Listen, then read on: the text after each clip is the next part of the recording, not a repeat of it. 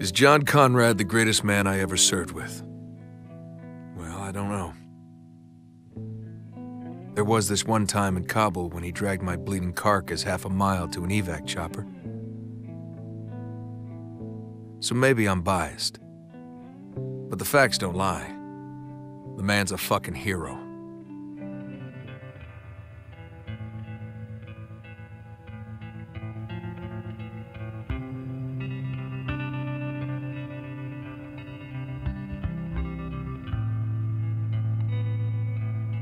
It would be easy to look at Spec Ops, groan, and promptly write it off as another addition to the bloated cabal of modern military shooters.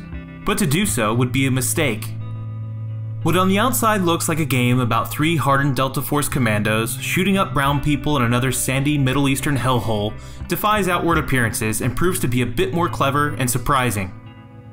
Given the fact that the earlier entries in the Spec Ops franchise preoccupied themselves with cut-and-dry tactical military action, you would be forgiven for making such an assertion. The game opens with a bombastic set piece that seems to have been ripped right out of Call of Duty. It looks like a deleted scene from True Lies, with your character manning a minigun, shredding lesser enemy helicopters between the skyscrapers of Dubai. You shoot through large glass walls at choppers on opposite sides of buildings. One unfortunate bird smashes into a crane as things are constantly going boom. It's what we have come to expect from this kind of game. The sequence ends and you flash back to the chronological start of the narrative. No surprises so far. You play as Walker, a Delta Force operative voiced by Nola North of Uncharted fame, and are accompanied by Adams and Lugo, your trusty wingman, on a mission to rescue the people of Dubai and locate Colonel John Conrad.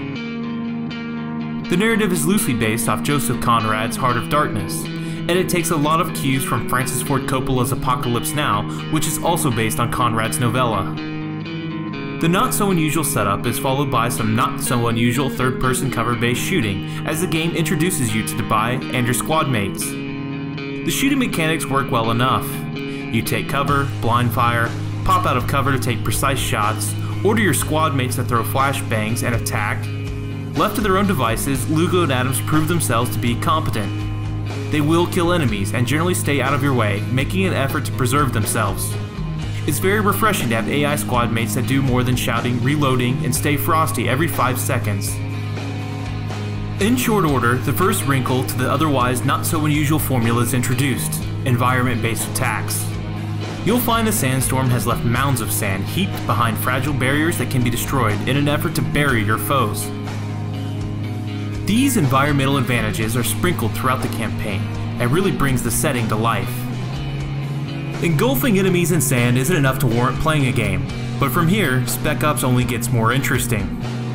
The second major deviation this game makes is placing you in the middle of moral dilemmas. These sections don't have any lasting effects on the game's narrative, but act as a means of reinforcing the game's themes. They're not about playing a good soldier or a bad soldier, but rather having you make a choice you may not want to make. Making these choices strips any pretense of being a badass hero. They remind you that you can't save the day all the time, and sometimes you might not be able to save anything at all. One of the most uninspiring and unappealing aspects of modern military shooters is the art direction. I can only wade through so many brown mud huts, gray warehouses made out of tin and steel, and dilapidated villages before I want to gouge my eyes out. In spite of all the sand, Spec Ops offsets its oversaturated, sandy, sun-baked sections with vibrant, colorful interiors. You wade through seas of abandoned cars on highways, blast your way through luxury hotels, crawl out of the apocalyptic center of the city, and bounce across glass-filled rooftops.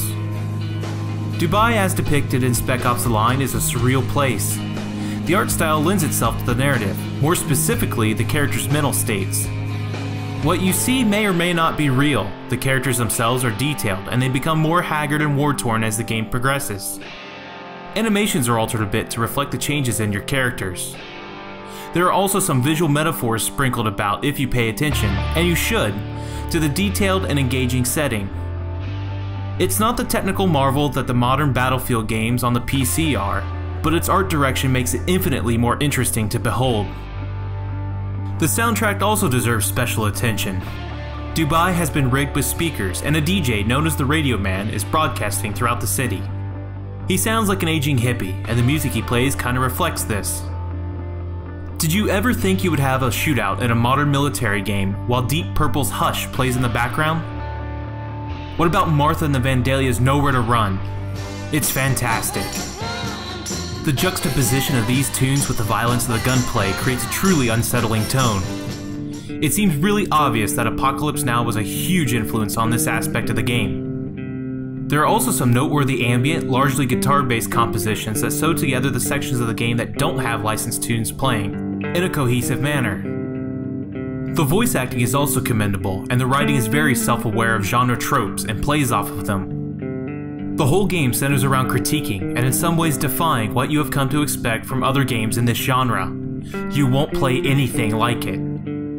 What sets Spec Ops back, and is likely to turn off most gamers, is its short length. It is completable in a single sitting, and most players will clock in about 5 to 8 hours depending on skill level. The moral dilemmas are not designed to extend the game, but rather to set the tone for your playthrough, and experiencing their different outcomes doesn't really extend the gameplay experience in any meaningful way. Spec Ops was clearly designed as a single-player experience, and the multiplayer is best ignored altogether.